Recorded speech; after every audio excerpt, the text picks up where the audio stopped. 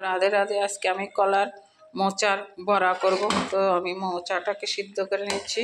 সিদ্ধ করে এখন চারটা করে নেব, করে তারপর বড়াটা দেখাবো। তো আমার কড়াইটা গরম হয়ে গেছে, আমি এখন তেল দিচ্ছি। তেল দিয়ে বড়াটা কি করে মাখছি দেখবা।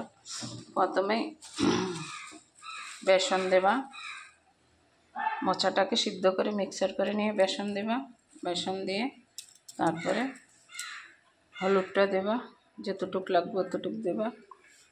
তারপরে এখানে লবণটা দিয়ে দেবা, যতটুক লাগবে ততটুক হিসাব মতন লবণটা দিয়ে দেবা। লবণটা দিয়ে একটু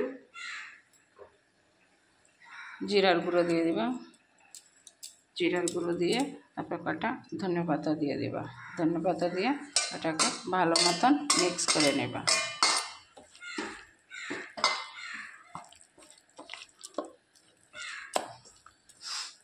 সিদ্ধ করেও তোমরা মিক্সার করতে পারবা, তারপরে কাঁচাও মিক্সার করতে পারবা। তো কাঁচাটা মিক্সার করলে কি হয়, একটু মানে এরকম একটা গন্ধ লাগে, সবার ভালো লাগে না। তাই জন্যে তেলটা গরম হয়ে গেছে, এখন আমি একটা একটা করে বড়া দেব।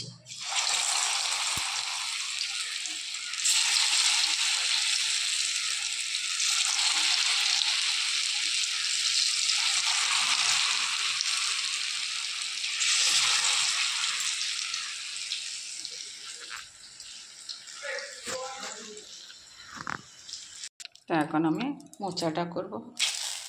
মোচাটার জন্য তেজপাতা দিলাম, পাঁচফোড়ন দিলাম, দুটো কাঁচা লঙ্কা দিয়ে দিলাম, আলুগুলো ঢেলে দিলাম। আলুগুলো ভাজা হবে, তারপরে সিদ্ধ হওয়া মোচাগুলো ঢেলে দেবো। আর এখান দিয়ে আমার মোচা বড়া হয়ে গেল। তো আমার আলু ভাজা হয়ে গেছে, এখন আমি এক এক করে মশলা দিয়ে দেব। প্রথমে হলদি লবণ দিচ্ছি, লবণের পরে হলদিটা দিলাম। হলদিটা দিয়ে একটু নাড়াচাড়া করে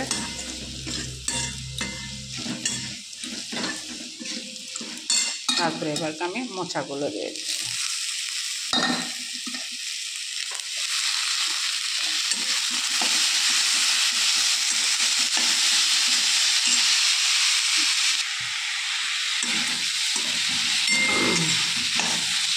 যে মিক্সারটার ভিতরে মিক্সার করেছে, মিক্সারটা ধুয়ে একটু জল দিয়ে দেবা, কারণ জল ছাড়া জিনিসটা মজবে না।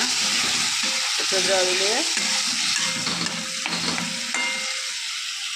একটু ঢেকে দেবা, ঢেকে দিলে তারপর জিনিসটা মজবে। তো দেখি তো আমার মোচা কতটুক হয়েছে। এত হয়ে গেছে, এটা থেকে জলটা টেনে খেয়ে ফেলেছে। আমি এখন একটু জিরের গুঁড়ো দেব। আমি কোনো কিছুর টেস্ট দেখি না, আন্দাজে বানাই। মা লক্ষ্মীর কৃপায় আমার কোনো কিছু কম করে না। একটু গরম মশলা দেব, দিয়ে একটু নাড়াচাড়া করে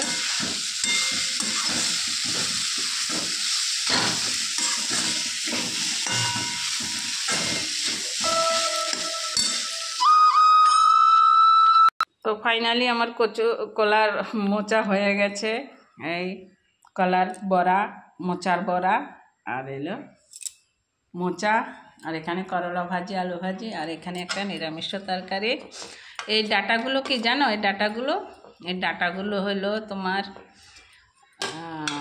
কি বলে এগুলোকে, কেলাকচু পাতা আছে না, কেলাকচুর। এগুলো খাওয়া অনেক ভালো, শরীরের পক্ষে খুবই ভালো।